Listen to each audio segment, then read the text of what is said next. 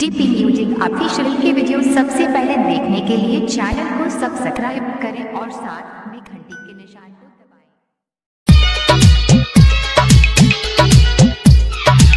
आप सुन रहे हैं अमित पटेल की आवाज में।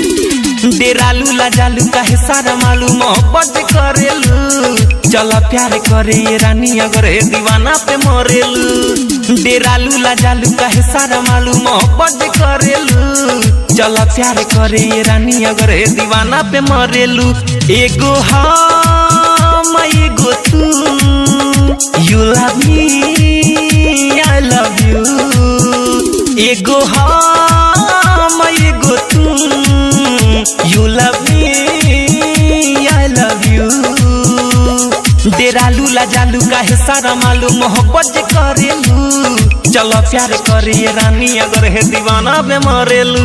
एगो हम एगो तू, you love me I love you. DJ Vikas लीगा सीतामढ़ी। हऊ तू दीवानी सुना मोरा रानी, हई हम दीवाना हो। बानी हम राजी तुहू बाड़ू राजी, करी का जमाना हो। तू ही दिल तू ही जान तू ही मोर अरमान।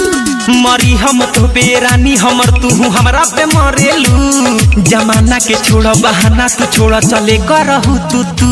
एगो हम एगो तू, you love me I love you. एगो हम एगो तू, you love me I love you. Presented by Lovely Film Production. आप सुन रहे हैं अमित पटेल की आवाज में। ना छूटल बा कबो ना छूटी हो अब, सुनो साथ गोरी हो। ना टूटल बा कबो ना टूटी हो अब, इनेह के डोरी हो। ऐसा नम बाकसम छोड़ब ना मरते दम। डेरालू लाजालू काहे सारा मालूम मोहब्बत करेलू, चलो प्यार करे रानी अगर है दीवाना पे मरेलू।